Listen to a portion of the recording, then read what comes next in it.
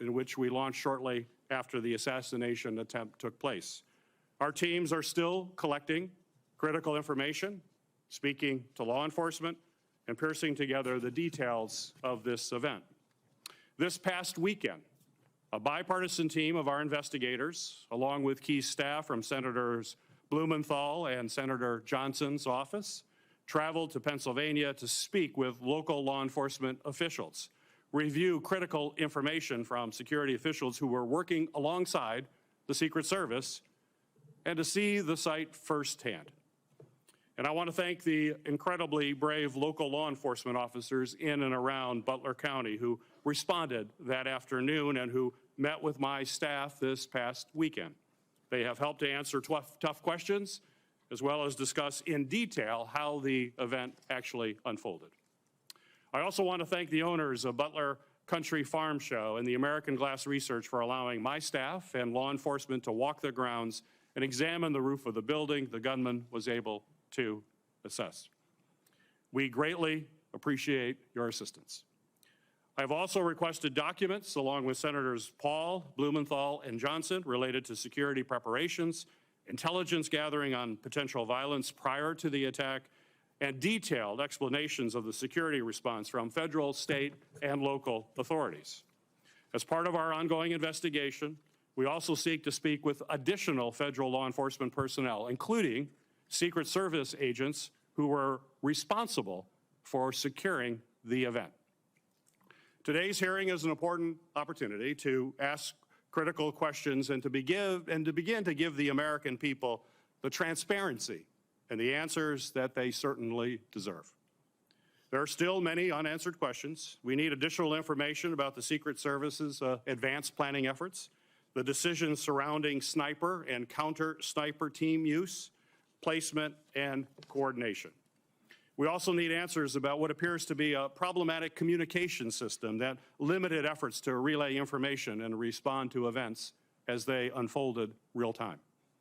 And while today is focused on asking difficult questions about what went wrong, I also want to thank the men and women of the Secret Service who in an instant will lay their lives on the line to protect our nation's leaders. They have incredibly challenging jobs, and they must continue their mission no matter what our hearing and investigation reveals.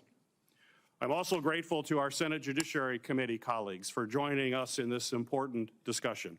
Given their key role in oversight of both of the agencies represented before us today, and it's very clear that the U.S. Senate is focused on a productive conversation that will generate real answers and real reforms. And I appreciate all the work from members of both of our committees to help us achieve this absolutely essential goal. I would now like to recognize Ranking Member Paul for his opening remarks. 18 days ago, a would-be assassin managed to climb onto a roof 400 feet from the stage where the former president and leading presidential candidate Donald Trump was speaking.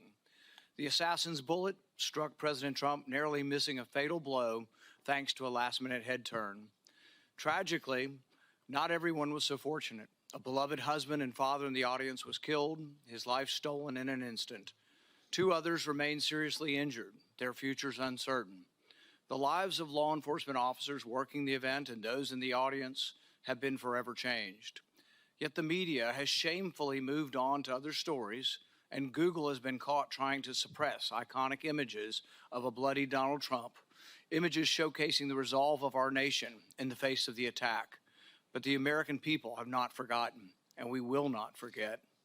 There is no question that this was a monumental failure by the Secret Service. They had one job, and they failed.